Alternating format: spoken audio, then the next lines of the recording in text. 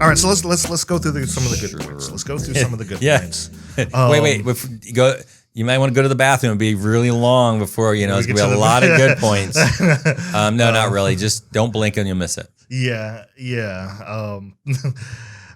So definitely a very good highlight of this film would be the de-aging process, because this is taking place after Terminator 2. They have a sequence right off the bat in 1998, yep. And they have a young Linda Hamilton and a young Edward Furlong, as Sarah and John respectively, and they look amazing. Yep. It looks really like, holy crap. It kind of looks like it took Sarah straight off of T2. Yes. It looks like it took her straight off of that. Yes. I was so it's the setting. I mean, it looks perfect. Yes. I'm like, holy crap. Arnold looked a little... didn't look like him. Yeah. It looks like they... Looked like an Arnold lookalike. Right. But it was CGI. Right. And I mean, they got the size down, I think, but it was just kind of like, oh, okay, that doesn't look too much like Arnold, but didn't pull it off. But yeah, Edward and Linda Hamilton. For the few seconds you saw Edward, yes, you didn't see him long, and I will get into that because I have a serious problem with that. But I will get into that. And let's see, the action. Actually, I got to give it up. Mm-hmm. The action's pretty cool. Yep. It's fun to watch. There's probably not a lot of tension involved with the action, but there's just there's a lot of stuff happening on screen. It's spectacle. It's fun to watch. I would give it that. Right. I'm not going to say like I was bored watching the action. Right. But it was like, okay, this is fun. Right. It was interesting action. Yeah. And can I say with the action thing, one of my good things was the Terminator's otherworldly movement, like not normal. Like at the beginning when he got up and he was kind of like contorting like a weird contortionist kind of person. Right. Looked kind of cool because it didn't look normal. It's like people don't move that way. So you're like, okay. Right. Yeah, I get that. Yeah. And that was that's another thing I wanted to actually talk about was the new Terminator that we have. And I keep wanting to call him Robbie Reyes. That's not his name, even though that's the character he plays on Agents of S.H.I.E.L.D. I have the cast list right here. I can always forget. Gabriel, what is his name? Gabriel? Luna? Yes, Gabriel Luna, yeah. I didn't think, from the trailers, I didn't think he would be able to pull it off. And that's because of, I'll admit, I got a little bit of a bias with Terminator 2 and even Terminator 3, because of the fact that this Terminator from Terminator 2, they have this creepiness to them. Like they're human enough to be able to interact with people, like passable. Yes, yeah, they're human enough. But when they are actually like interacting, like they have this thing about them that's just off. It's like if you ever met them, you'd be like, okay, you're a little weird, but fine, you go on about your way or whatever. But and then you never like really probably wouldn't give them a second thought, but you would be like thinking, oh, you're a little strange, a little odd, but something's off about them. And the way they would kind of like tilt their head, like almost like they were trying to figure stuff out, especially like when they killed someone. Right. It was almost like not enjoyment, but like, I think in some ways it's like they were too perfect looking. Yeah. Kind of because like with was it Christina Loken? Yeah, Christina Loken. And what's his name? Robert Patrick. Yeah. They looked too perfect. Like if you look at her face, you look at Robert Patrick's face, there's no real blemishes you can really notice on them. Right. I see that. And but also there was no they didn't kind of do any, I don't know. They didn't like CGI over them or anything. Well, no, but they didn't like as the character. They weren't trying to be familiar with people. They just, like you said, get enough information to say, I need to know this. Okay, then I'll leave. Like in this scene, he was like, can I give you this picture? Oh, I'm sure it'll be fine. And, he just did that. He didn't go overboard. And then that was it. He left. Yeah. But he never really kind of seemed, I don't know, personable, I guess would be a way of saying. He really seemed personable. This guy kind of seems a little too personable. Yeah. Because he was trying to chit chat with people, and I'm like, so did they send him to Terminator etiquette school? It was like, did they rewrite a chit chat subroutine or something? I don't know. But I would say for certain parts of the movie, and there's one part I will get into that was really not good with it, but for most of the movie, the fact that he was because this is taking place mostly in Mexico, the fact that they sent back a Mexican, I'm like, or a guy that looks Hispanic looking like, okay, guy. I'm like, okay, I will buy that. I'll buy it. Okay, cool, that makes sense. But also, like, there's times when he actually does. Like, he interacts with people in a certain way, not necessarily like when he first shows up, but like when he's interacting with the people at the not the jail, but the plant. The plant, or the meant the plant, immigration office. Yeah, the immigration area. Office. Yeah. When he interacts with those people, I'm like, okay, yeah, because he acts a lot like a regular dude, and that actually kind of worked in a sense, because I'm like, all right, this is how people talk, this is how people interact and everything. Right. He's just he fits in a little bit more, and actually it worked for me. I don't know how you felt about it, but I just thought I was funny. Like, all right, it was too much. A little bit too much chit chat, like the one scene where he fell and he destroyed the guy's, I guess, shed or something. He's walking out, he goes, sorry about your shed. Yeah. I'm like, what? Why? What? Who are you saying why are you that? Sorry about it. Yeah. Who's that line for? It's, it would have been better and actually funnier to just walk by and not say anything. And the guy's like, yes. Hey, that would have been funnier. Like, hey, so the guy going, sorry about your shed. Yeah. And the guy's like, what the heck? I just think that if you're going to go for comedy, it'd been funnier to have the other reaction from the guy. Yes. And there's a part where, this is when I say like it's a bit too much. There's a part where he monologues. Yeah. He has a long monologue, and it's towards the end of the film, but he has this long monologue. Yep. Like, why? Yeah. What? Why? Yeah, what are you talking about? You're a Terminator. Why are you sitting here giving us a speech? Yeah, you're not supposed to be the mustache twirling villain. Right. So why are you acting like? So why are you acting like one right now? Give me power. Yeah, exactly. So it's like, what are you doing? So, but I would say like, most of the time, his personability, as you quoted it, like most of the time it worked for me, and I was like, okay, I get that. I can believe that he would integrate a little bit better than say Arnold's T800 right. or the TX or the T1000. I believe that he would integrate a little bit better, which can make it a little bit more unnerving. That just like to some regular dude next to you, he's not super bulky or anything. He's obviously in shape because I've seen Agents of S.H.I.E.L.D., so I know he's in good shape. But like, I have not seen Agents of S.H.I.E.L.D., so I cannot comment on his shape. He's the dude's in good shape. Like, sure. Just saying. But sure, Mike. Sure. Sure. But you have an announcement to make for everybody right now? Is that what you're trying to say? No, I promise. I do not look at. Hey, there's a Man Crush Monday tomorrow. It's fine. That's true. Man Crush Monday's coming up. He's not a bad looking dude. He's not a bad looking dude. I can say that.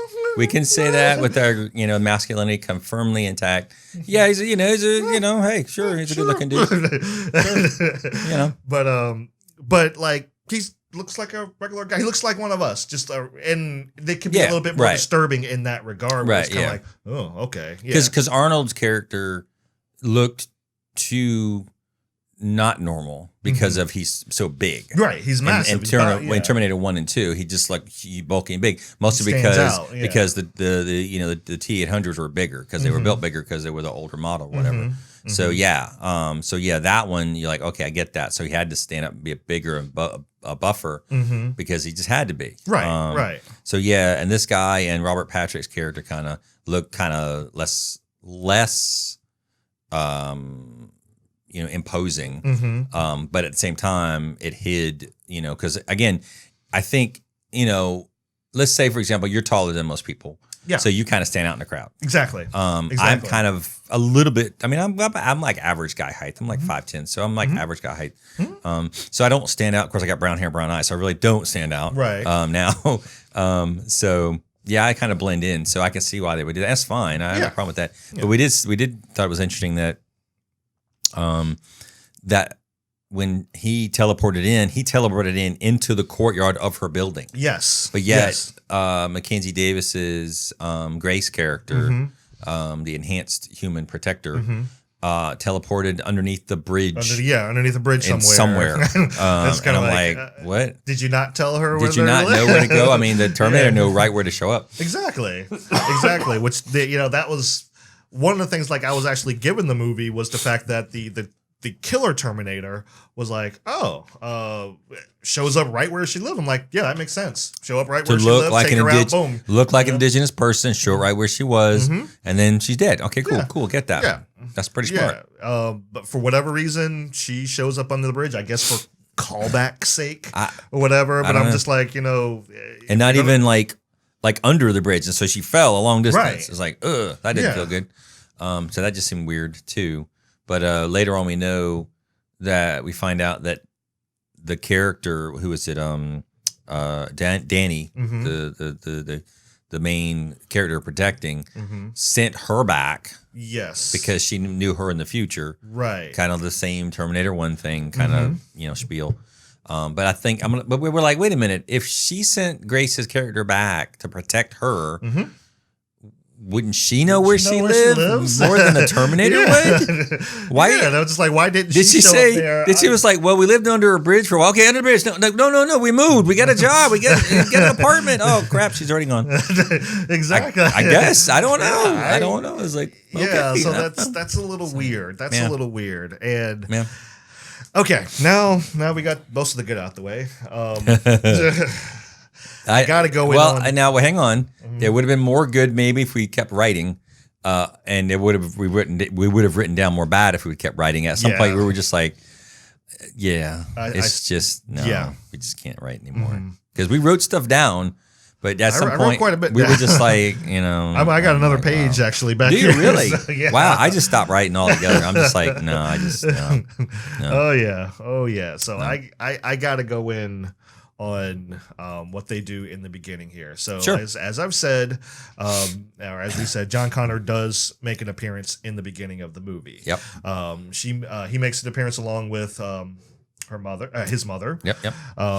They have stopped Terminator 2, the Judgment Day. They've stopped all of that. Supposedly. All of that is done and over with, and they're okay. And they're on a beach. I forget where the actual location was. Yeah, I think it was Guatemala. I think. Yeah, or something. They're on a beach. They're just chilling, having a good old time or whatever. Just he's going to get ice cream and everything. And I'm sitting here still kind of wowed by this, like just the CGI that's really good that they use. I was like, holy crap! And I'm like, how is this happening?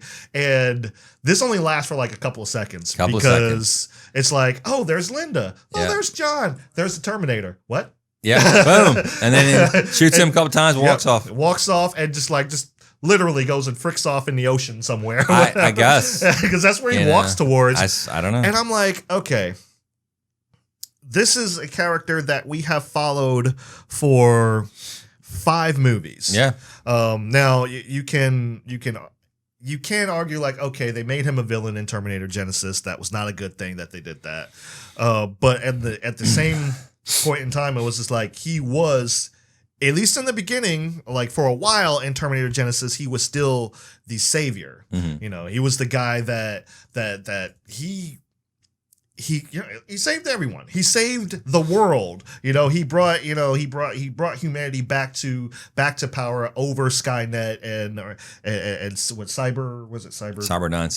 And he brought him back and everything. We have been following this character so long. So okay, this movie does erase 3, 4, and 5. It erases those movies, and it starts from here. I'm like, okay, we are still aware that this is that this is taking place right after Terminator 2, and then this Terminator shows up and blows him away. Like, where the frick was he? And apparently the movie is telling us that, they set back more Terminators. When? You stopped Judgment Day. Where the heck was this Terminator in Terminator 2? Was he just sitting there just kind of Did they send him to Russia and he just finally walked this all the way for a year? It took him a year to walk over here? Apparently, I'm trying to think. It took him, what Terminator 2 was, 1993? So it took him 5 years to find them. Was he just like sitting there, just like, did he make the gun himself? Like, did he meld it and everything? Yeah. He's taking his time. Yeah, I'm gonna kill him so good. He's gonna be such a dead piece of. But this is also the character. Like I said, this is the character that we've grown to. Like, I'm not going to mince words here. This is a character that we grew to love in Terminator 2. Yeah. And even, he was kind of endearing in Terminator 3. He had his moments in Terminator 3. Yeah. Terminator Salvation. Like, we followed him through this is a main character. Right. And you killed him in the first few seconds of your movie. That is not cool. That is not cool. You don't give him any type of... That is disrespectful. Really you don't is. give him any type of respect by doing that. And that's one of the things that it did irritate me. And I got to go in on the movie for this. And you could have done this so much better. And I'm going to go in on... I'm going to compare this to a character that you could have done this with. And not many people will know him. The anime fans and stuff will know him. Mm-hmm. Goku. Goku's from Dragon Ball Z. I mean, I'm sure you're familiar with Dragon Ball Z. Yeah, I've seen it. And we follow him through Dragon Ball as a kid. Right. So he's Kid Goku. Yeah. We go on all these adventures with him. I think 7 sagas we follow this kid through. And when Dragon Ball Z starts, he's dead. He dies. In the very first saga, he dies. Wow. But... Now, like, again, I understand. You want to do this like, this is kind of like a shock value type thing or whatever. It's just like, holy crap, the main character just died and everything. And I get that. I get that. However, here's my argument for this, is when they killed Goku, it was a chance for him to also learn and grow. It wasn't like they wrote him out of the story completely so that he could just go piss off somewhere or whatever. Like, he went out in a blaze of glory. Not only that, he sacrificed himself in this particular saga. He sacrificed himself. He didn't just die. He sacrificed himself. He was given the respect that he deserves. Right. This movie did not do that for John Connor. No. If anything, he should have been in this movie from the start. And maybe you want to kill him off? Fine, kill him off at the end. Let him sacrifice himself. Let him, maybe like a passing of the torch type thing or whatever. But the way they killed him off in this was super disrespectful, and that really actually got under my Well, what they skin. could have done since the Terminator, the new one, whatever was it, the Rev 9000, whatever it's called, right? Since it split into two, he could have like blown up one of them, let's say, and then that would have been up to the other people to finish off the last one or something, and that would have at least kind of balanced it out a little bit. But I guess nowadays everything has to be revamped with all new and improved. New you liked your male characters, no longer. Now they're female characters. They're even better. Yeah. We hermetically sealed them in fresh Tupperware and brought them out just for you. And just piss on the old. They have that and, fresh character fragrance. Yeah, in the way that most people like, and even myself to a certain degree, in the way that most people, definitely you, like feel like how they did Luke Skywalker. Yeah, and it just kind of shit on him or whatever. Wow. Pardon the language, but like they crapped on him. Because one of my horrible things I hated about this movie was why were they so heavy-handed of Grace's character to Sarah Connor? She would just say like, "I'm gonna punch you in the throat." Why do I hate you? If you're on my side, why do I hate you so much? And I'm like.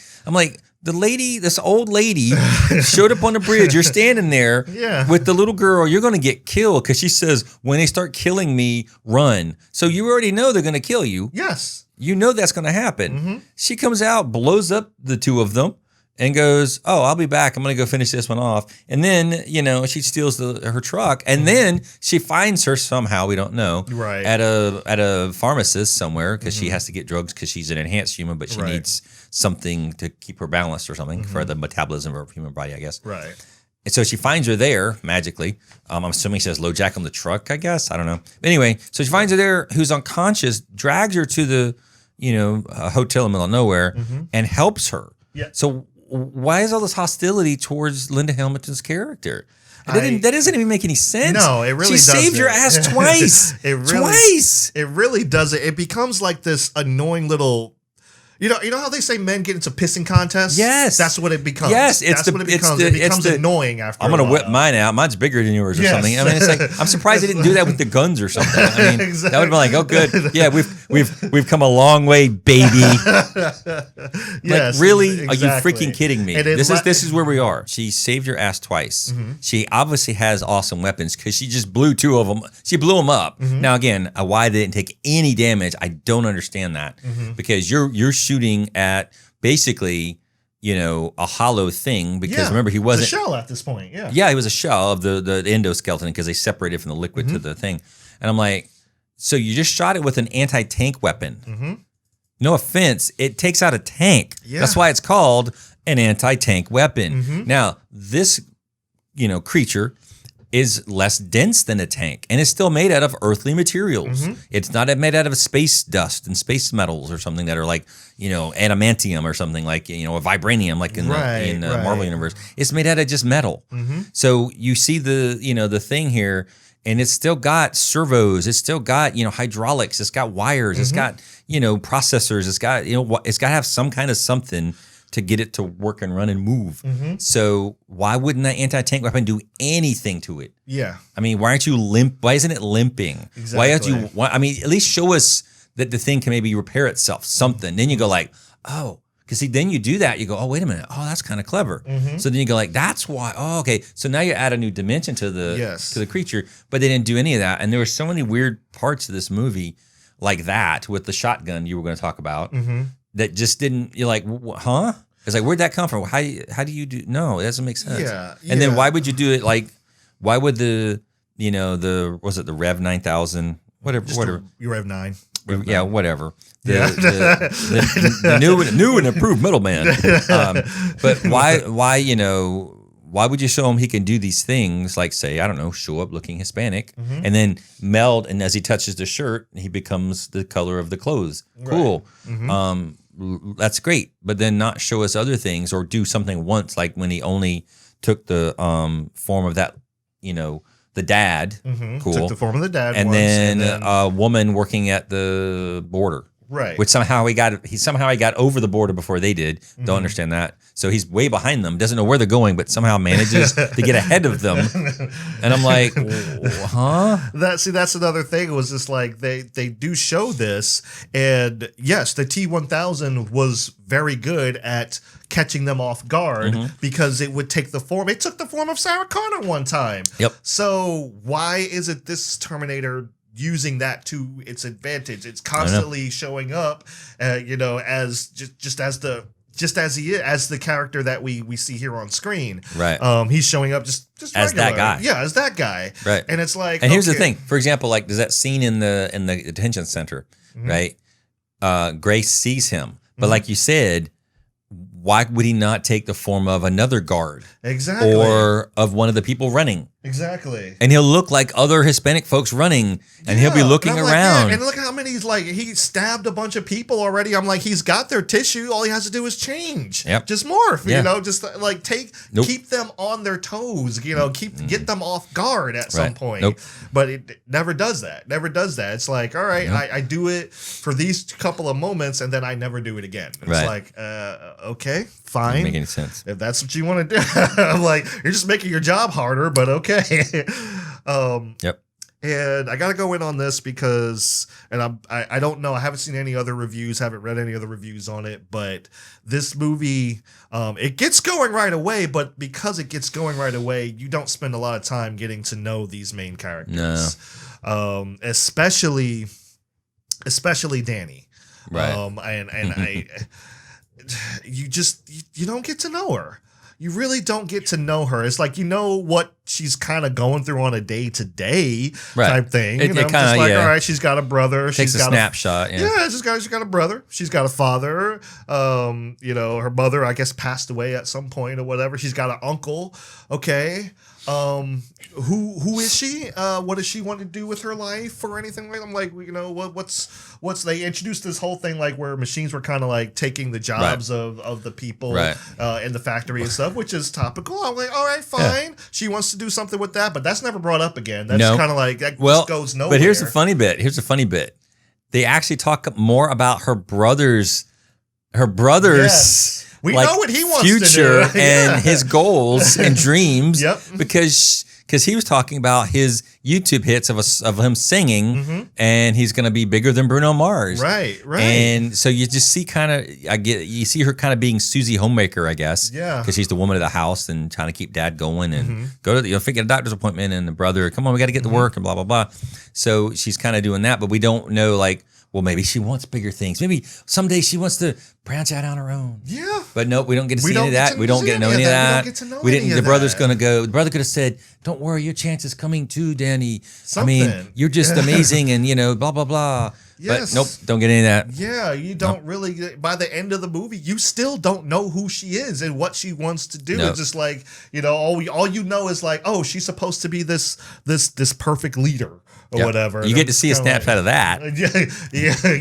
Yeah, and I'll get into that. That's another thing I have a problem with, but and it's a legitimate problem with the movie. I'm not just saying because I have a problem with it that it's bad. No, it's a legitimate issue. If anything, I would say I wanted to know more about Grace. Yeah. Her story is much more interesting than what's going on with Danny, but it's glossed over so quickly. She's a resistance soldier. Right. She's they're showing her like her backstory from the future. She's a resistance soldier. She's helping get this commander to this base and everything. She's joining there, and out of nowhere. And I have to say this because it is out of nowhere. She's injured trying to get, the commander to the base. They say, hey, yeah, you're messed up pretty bad, but hey, you're going to be okay. It's going to be fine. And out of nowhere, she's like, I want to volunteer for the thing to make me a superhuman. I'm like, okay. And that's how she becomes superhuman. It's like, all right. That's it. That's all you're gonna give her. That's all you're gonna do. I'm like, okay. I mean, that as backstories go, that's bottom basic. But I mean, like, you almost want to know, like, okay, like what propelled her to fight this war. Like we do learn, like, okay, yeah, she's saved by the future, the future Danny. Yeah. Like we know that she's saved by the future Danny, and but what propelled her? Right. That's still just because you're saved by somebody and you're under the protection of the resistance, it doesn't mean that you want to necessarily fight. Right. It's just like, okay, why are you going this route? You want to see like. You almost want to see the movie that kind of led up to it, even though it would probably be a repeat of Terminator. Yeah. Again. But you almost want to see the movie that led up to her, from this little girl who loses her parents to this badass warrior that she becomes or whatever. Right. It's like, I almost want to see that, and like she has the more compelling story out of the three, and I hate to say that because Linda, the whole thing was Linda Hamilton's back and everything, and she's probably sitting at home like, damn contracts, but and she had to come back at some point, I'm assuming, but like, just Linda doesn't have a whole lot, or excuse me, Sarah Connor does not have a whole lot going for her in this film. It's more like I said, the main person is supposed to be Danny, but it comes across as Claire, and Claire? Well, not Claire. Grace? Grace, yeah. You want to call her, I don't know why I want to call her Claire for know. some reason. I think because she reminds me of somebody from Resident Evil, but probably. Yeah, right. Especially like that. I can see that. Yeah. I can see that. Yeah, I think that's probably why I kept wanting to call her Claire. Right, But yeah. Because isn't that what's her name? Is that her name in Resident Evil, the main character I think so. in the I think movies? so, yeah. So I haven't seen those movies in a long time. I've only ever seen like the first two, but yeah. But yeah, like you don't get you don't get a lot of time to develop the characters. Whatever development you do give them, it's really fast. It's like, all right, here's what you need to know. Let's go. Let's get back to the action. Let's get back to the chase. And Right. Like, and here's the thing, and that's the funny part. It's not like they don't ask that in the movie. They do. Yeah. They actually ask a few times, and like her character won't say, well, tell me your story. No. Yeah. Yeah. Well, what's your deal? And Arnold's like, I am the Cyberdyne system. What model are you? May I ask what are you? No. Yeah. Like, what's your? Nope. Yeah. Like, really? Okay. I don't know. We don't get like character scenes. We get exposition. We do. Yeah, and that was, like if you're gonna follow, like I say, if you're gonna follow up Terminator 2, if you're gonna be this next best thing since Terminator 2, then you need to understand what Terminator 2 actually, like the reason that we bonded with Arnold. Right. They like the movie starts like we don't like Arnold. We still think he's a villain. And by the end of the movie we're crying because he dies at the end. Right. And it was like, that's because we learned about this like he's learning, he's developing this relationship with John, and we're seeing this through John's eyes for the most part. And we have character moments. We have legitimate character moments. We have time where we sit down and we're quiet. We're not explaining what's going on in the movie. We're not explaining somebody's backstory. We are sitting and we're having a moment. We don't have any of that here. No. You don't get any of that. And if you do, it's really through, I can't even say that, because like even when Arnold does show up, it's like he's explaining the draperies and stuff. Yeah. Hang on. We'll get to that. One of the things I was noticing that they kept mentioning about how like she was like, Grace's character was like, well, I'm augmented human and I'm crashing because we're only supposed to fight at maximum peak effectiveness for a few minutes, because if you don't, then you're dead. Okay, cool. Get that. I understand. No problem. Right. But I'm like, if you talk about how, like she kept saying, you don't kill this, you run away.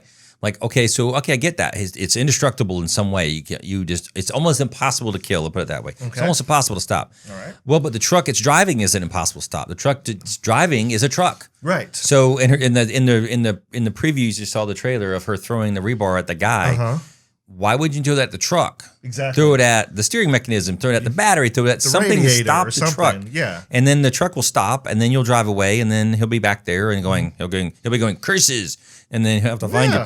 Yeah, you do things like legitimately to slow him down. Right. It's like, stop aiming at him, aim at what he's... Aim at the helicopter's engine. Yes. Aim at the rotor, aim at something. Yeah, because no offense. And helicopter's pretty easy to bring down if you hit you just aim at the top part and it'll fall. And she can zero in on stuff. She's got the little beady boom. She's got the $6 million man bionic eyes.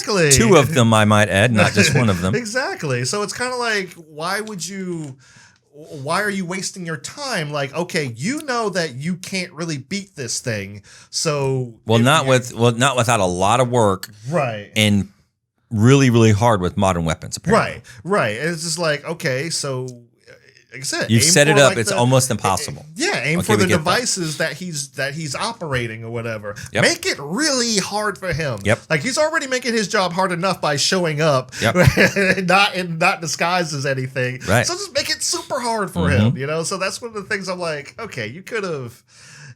Yeah, I completely agree there. That was kind of like, all right. Take out what he's driving. Take out what he's flying. Take out anything you're doing there to stop that thing, because a car is faster than he is.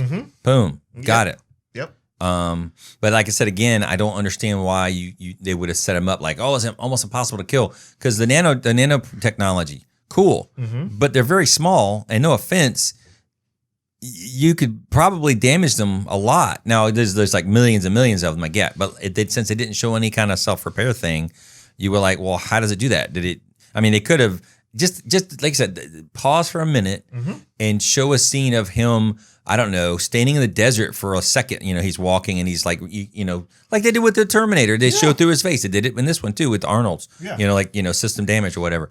Do that and go and have him stop for a minute and you see the nanos go into the ground and collect resources or something, and then repair himself. Right. Something. Just give it like not even a minute. Yeah. Then you go like, that's wow. a few seconds. Then you would have been like, man, this thing is going to be hard to kill, because he can kind of self-repair. Exactly. Which would be something that you would think, wow, that's amazing. Exactly.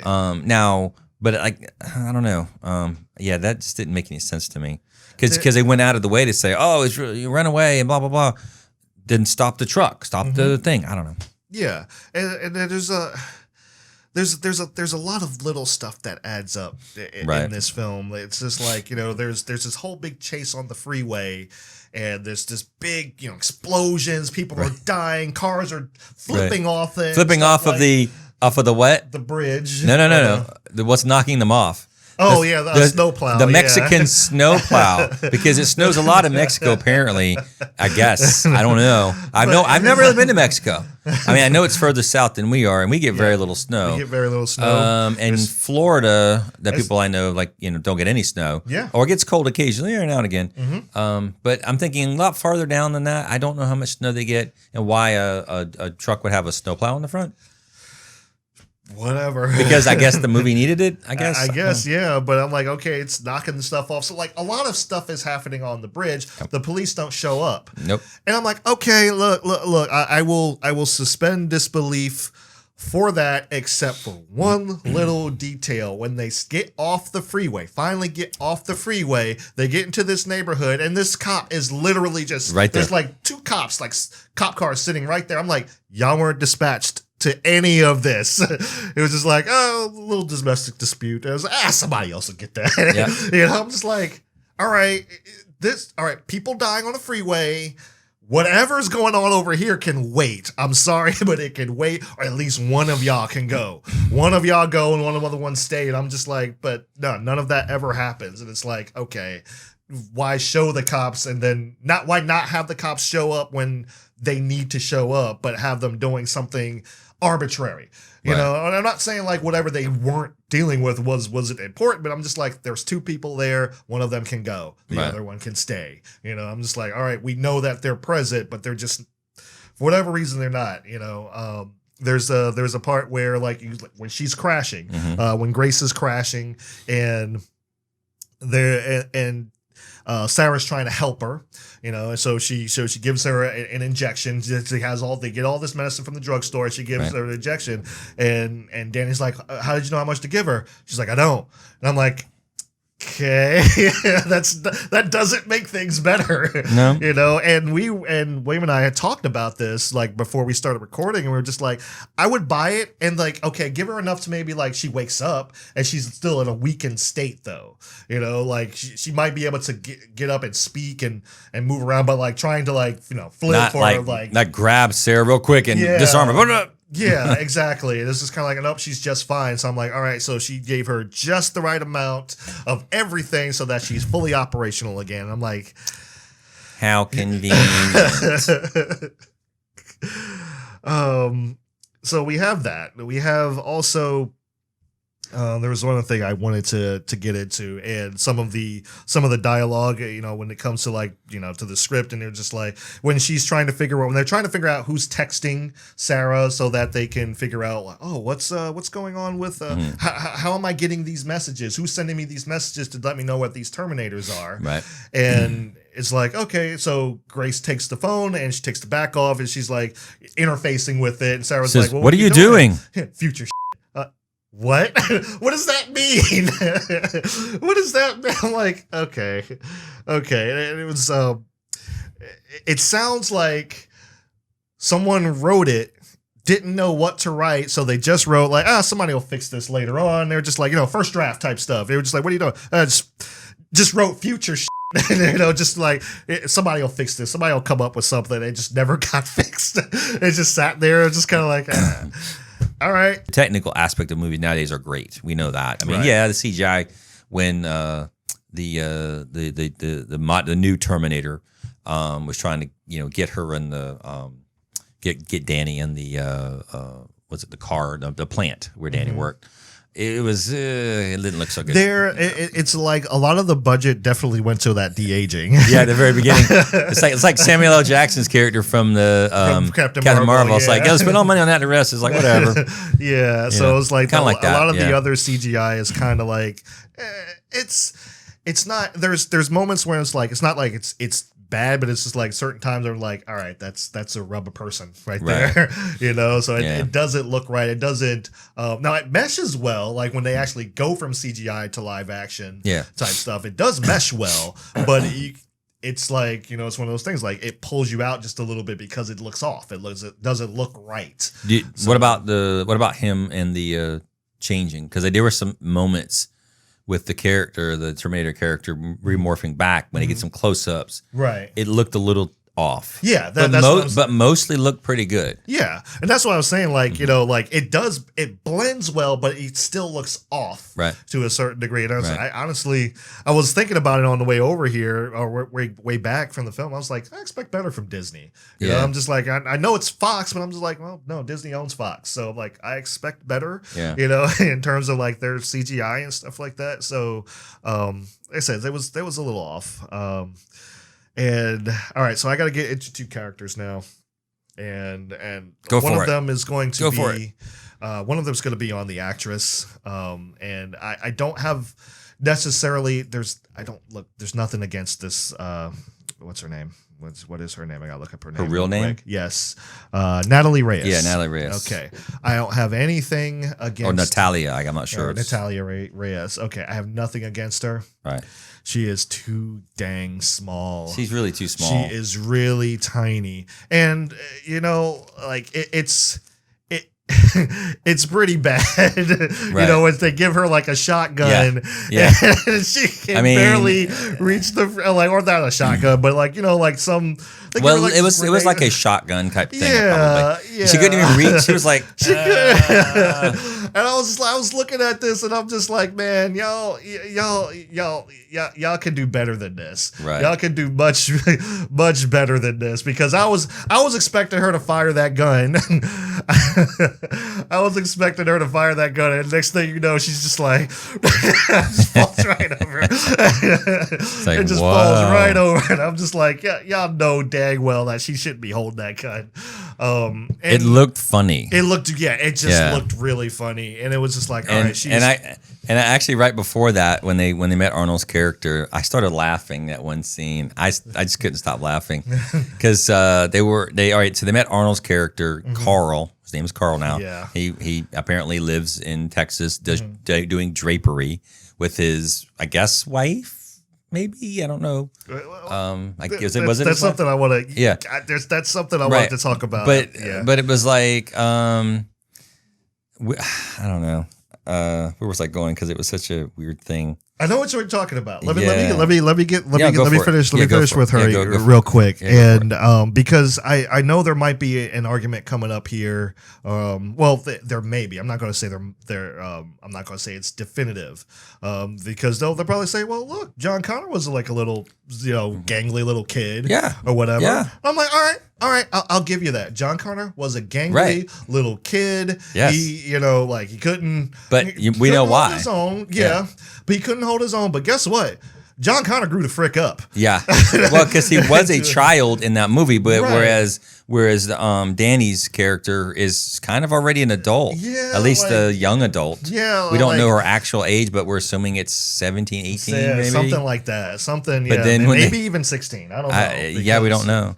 Yeah, but I'm like, but even still, like, he grew the frick up. Like, this is he's a dude that can handle himself or whatever. You believe that could be in a war. Right. They don't do that with her. I don't have any images to show of her, like, in her future self or whatever. But it's her. It's the same character. With worse hair, to be honest. Because that picture you had it with the hair was gorgeous. Her flowing, just curly, wavy locks. It was just, her hair was fabulous. In the future, I see why she's mad. Because she doesn't have those gorgeous locks that she does in the future, because hair care in the future is just an afterthought. Because look at that, look at the flowing locks there, and then in the future she had this horrible braided hair thing going on. I'm like, wow, okay. And the thing was, I'm like, that made her tough. The braids made her tough, I guess. I guess so, because I'm like, what else is there? Like, she's still this tiny little girl, right? And here's the thing: I'm not saying that like tiny people can't beat up people that are larger than them. Like we've seen plenty of movies where like you got Jet Li and people like like him taking on somebody like kind of twice his size or whatever. But Jet Li has some muscle. He has muscle. Yeah. Two is that you don't see Jet Li rushing people and choke slamming. He don't do that. Yeah. He takes them on, he stays his distance. Right. Obviously, if they're stronger than him, he's like, he realizes that, he kind of analyzes that. Right. That's not what she's doing. Like, one of the first things she does in the future, like when they show her, is like she picks a dude up and choke slams him. Right. And I'm like, nah. Well, remember we talked about Bruce Lee. Yeah. Remember Bruce Lee versus Kareem Abdul-Jabbar? Yeah. I mean, he can't kick boom, and Bruce Lee is flying across the room. Like, exactly. Yeah. Exactly. You mean that's, that's what you do. Because he took on somebody he took on somebody with kind of equal skill to him, and was bigger than he was. And I'm just like, so almost just as fast. And I'm just like, he had to strategize and how to beat him or whatever. But it was like, no, she could just overpower people. And I'm like, no, you're really trying to. Like, I know, like, and the thing was, this is why I compared it to John Connor. The reason I did that was because it's like, like I said, people may come to the conclusion, like, well, John Connor was a little gangly kid or whatever. And I'm just like, yes, but he grew up. And he looks but he also never, like, tried to attack people as a kid. And when he did that, like one time, like he's trying to go, mom, and he's dragging the Terminator, dragging him away because that's what would happen. You wouldn't like knock the Terminator down and go, but I'm going back for my mom, right? And even in the original Terminator first one, you saw him growing up for a brief second in the scene with a scar on his face. And he's got the glasses, he's looking around, like he's leading the stuff. But getting back to the scene in the house, I was talking about, made me laugh was there was the scene where. Arnold, the Terminator, was talking. Carl was talking about Sarah and John, and she says, "You don't get to say his name," and I just it was a really bad take. It was so cringy. It was a really bad take. And I'm sorry. I started laughing, and I couldn't stop laughing. He lost it. I couldn't stop. I was snorting. I was laughing so hard. I'm just like, oh my God, that was the funniest thing. You don't get to say his name. And I'm just there's quite a few of those actually where there's just like it's cringy because it's not that it's like, all right, it's not that like it's not that you have bad actors. It's just like you just didn't get a good take. Yeah, it's just like there is a such thing as just like I'm not trying to crap on Tim Miller or anything like that, but there is a such thing. It's like, man, do it again. Yeah, do it again. That's perfect. Let's do it again. Yes, yeah. Why not cast either a younger actress who's a young person, kind of like Ed Furlong was in Terminator 2, and kind of like fish out of water. Like, I don't know what to do, but I'll try. Give him a plucky thing to do. It's like, I don't know if I can do it, but I'll try. Like in the scene where they're in the plane and they're taking off, and Sarah's like, I'm out, and she already loaded the gun for it and handed it up. Cool, there you go. Yeah, a plucky person could do that. Exactly. Like, the kid could have done that. I'll reload, mom. Click and throw it at the gun. Yeah. So that way she could do it because he probably couldn't, or he doesn't really know how. He's not very good at it. Right. So do that maybe, or either that or cast a bigger or an older actress, like a taller actress. And see, that's the thing. To give them a little more presence because. Like you said, when she was on the screen, it's supposed to have been her story, but she was lost. I mean, she really was, because we got Mackenzie Davis is almost 6 feet tall. You had Diego Luna's character, the Terminator, was 6 feet tall. Right. You had Sarah Connor, who's a normal woman height of like, what was it, 5'6" maybe? She's 5'6". So it's a little bit, maybe a little average taller than a normal woman. And then you had Arnold, who was over 6 feet tall. And then you had her, which is like 5'1". Yeah, 5'1". Yeah, I mean, look at that. I mean, in the other scene with with the shotgun, I mean, like literally, she towers over, and that's good. She should, because she should be, a larger woman, because she's augmented and she should look like she's more powerful. Blah blah blah. Right. I mean, look, pull that one up back with her firing a shotgun again. Because she looks tiny, and you can't even see her. You can't see her The face. shotgun is in her way. I'm like, and then the other two are tall people. Yes, and like I'm looking at this, I'm like, she's gonna that thing is gonna recoil and knock her on her ass. That's why I showed that. The clip of the grandma shooting the shotgun. Yeah, I'm just like, that is gonna knock her on her ass. Like, there's no way she'd be able to do this kind of stuff. Right. And I'm like, the thing was, I'm like, all right, I would give it to you in this time, in this present time. Right. I will kind of give it to you if you would have, like, for the short period of time that you had the future scene of her, cast somebody else. Yeah. Cast a stunt double, or not stunt double, but a stunt person who resembles her a little bit, but like, hey, look, she doesn't have many lines. It's just like, all right, hey, look, this is what you're going to do, but like somebody more believable, right? Because I mean, like I said, we were talking about earlier. Look at Sarah Connor. Yeah, look at Sarah Connor.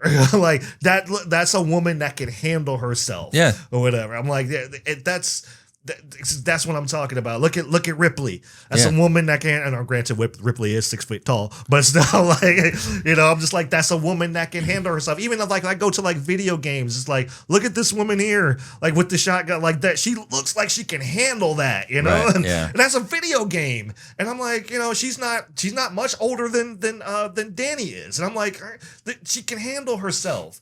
If you're going to do that, like, all right.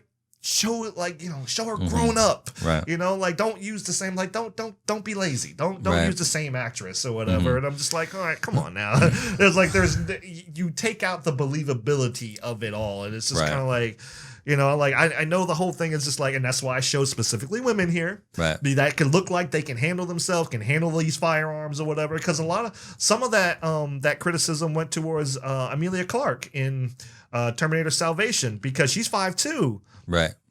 And you can, not Terminator Salvation, Genisys, yeah. And you can, I can understand that to a certain degree or whatever. Now, she's in better shape than Danny is, obviously, but yeah, I can understand, like, okay, she's tiny. So like when she's holding the weapon, I'm like, yeah, the weapon's like almost as tall as she is, and stuff. So I'm like, I get that. And that was kind of weird that they casted someone shorter than Linda Hamilton, but I'm like, whatever. But I'm just like, it takes out that believability that, like, this is a tough woman that can handle herself or whatever. It's like, okay, I'll give it to you that she's a you know, probably an older teenage girl right now. I'll give that to you right now. But if you're going to show her in the future, she better look like, you know, like, like a bunch of machines, like, fighting a war. Like, she better look like she's freaking give her. I didn't see like, give her a facial scar. Give her something. I mean, you know, you don't have to give her an eye patch, but give her something that looks like she's seasoned in some way, not like a braided hairdo and just like, I will help you. And I'm looking, and these are the big guys, and the guy with the gun, and I'm like, you know, and you see this little girl come in, like, I will help you, and whatever. I'm like, oh Lord. Yeah, it just, for me, it was just like, just cast a whole different actress for that particular bit or whatever. I was like, all right, future her. This is a different actress, obviously. Just like I said, cast a stunt person. There's plenty of women out there who, you know, who are of good stature and size that can whip some ass. You know, like, there's plenty of women out there that could do that, and I'm like, that could have filled that role for as short as it was. Especially, it's like you didn't even really need someone with a serious amount of talent. You just needed someone who could be believable. Yeah. And I'm like, that's the thing. And you were talking about with John Connor's kind of disrespect and stuff. And you know, a lot of people were saying when they showed the publicity still of the three main female characters right there, they're like, oh, this is going to be, you know, they're going to, you know, sex flop the roles and now get rid of all the men and blah blah blah, and they kind of really heavy-handed did that by killing off John Connor.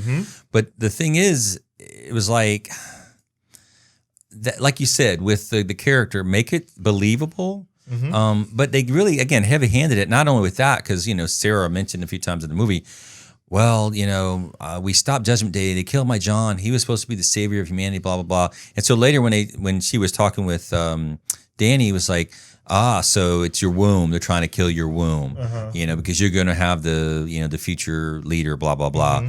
Now she didn't, I don't recall her. She might've said her son, but I don't recall if she said son or daughter. She said, yeah, your future child, I think she said is going to be. Yeah, she did. She said son. She said son. Okay. So there you go. But at the same time, she's like, well, no, it's you. Later on, you go, well, you sent me back, you know, so we know Danny's character, because we saw at that point, we said when they're fighting and she's little, you know, still a little girl, kind of chubby faced. Like, I will help you, and she saves Grace from bullies or people trying to take her stuff or whatever. And I'm just like, so again, not only do you have to, like, you know, make all the main leads female because girl power, but then you also have to say, well, and no, it's not, I'm not a baby factory for the man that will save the earth. I'm going to be the one that saves the earth. But then at the end of near the end of the movie, the girl can't get through a door. She's like, I can't get through the door. And Otter walks out and goes, bam. And then I'm like, so apparently you actually do need a man around. I'm just saying, because you couldn't get in. And if you hadn't got in, you would have been dead. But see, that's the thing. And I don't know if they did that on purpose. I mean, I'm sure they did, but it's kind of funny. It's like, man, they were really heavy handed to female power. And all of a sudden it's like, we're all beat down and hurt. I get it. Totally get it, man. I was like, how in the world they even live through all that? But exactly. Especially, I mean, I get Grace's character, but the other two, I thought just, Yeah. You fall down a dam, you're under rushing water. I mean, really? No. But anyway, so the parachute saved the day. And then there was the fight at the end where there's a turbine there.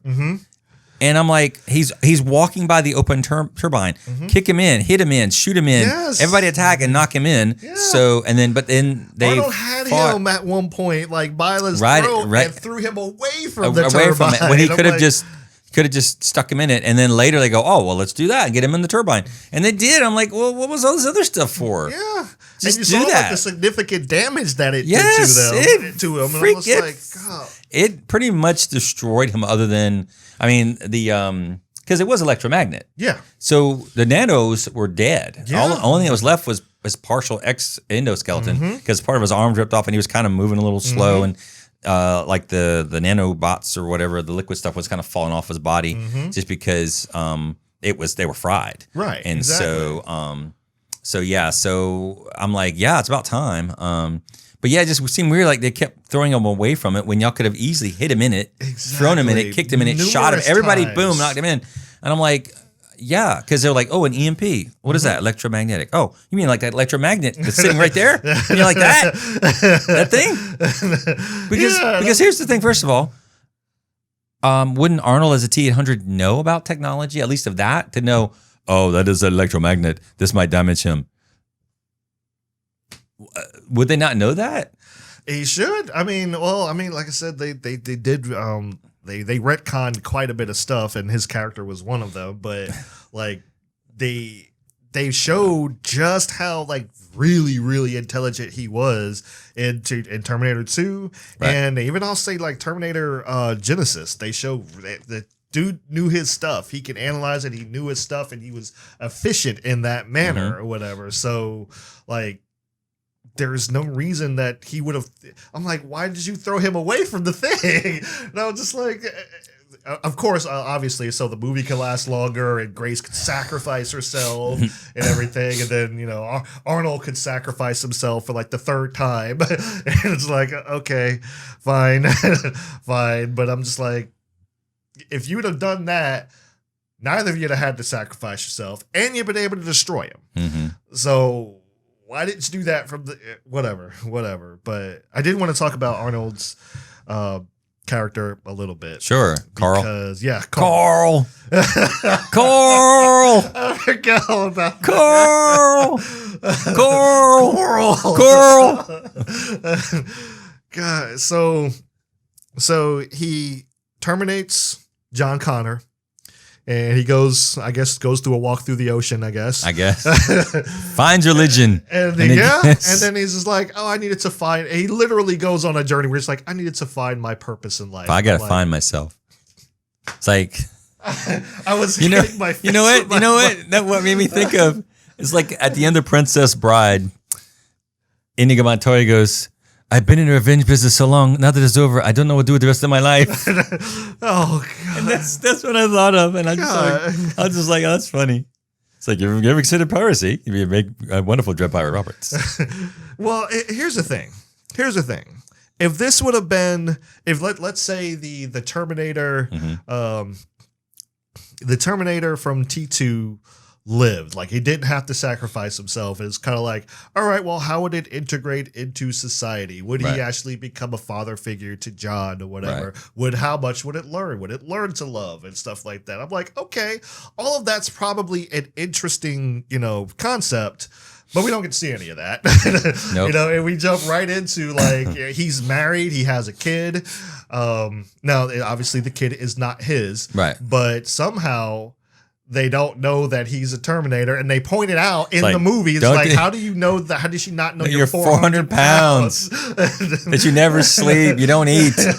Like, they never noticed this. And he's like, our relationship isn't physical. I'm like, that doesn't change the fact that you are a Terminator. You're not human. That does not change anything. And I'm like, you would still be able to at least pick up on something. Right. You know, you had to cut yourself. Somebody accidentally hit you with a car at some point. You know, you might walk he in looks both ways before he crosses the road. I always look. It's safety. I look at both ways, and no car's coming. I go. And it's like, golly. And like, I can understand if it was like, all right, he'd been in this relationship for like a couple of weeks or something, and maybe she was like, all right, well, something's probably a little off. No. But no, years. Many years. And I'm like, this looks like they have family photos. They do. of the kid. And he was like, she wanted someone who was efficient at changing baby diapers. It didn't complain. And yeah. I'm like, complain and listen to her stories. Yeah. So like from when she was, I guess either pregnant or in an abusive relationship, he talks about, or the kid was just born, until the kid's like a teenager or an older teenager. So for, gosh, almost 20 years, looks like, it's like, wow, that's interesting. And he goes into, what business does he go into, William? The same business apparently that Hitler was into, draperies.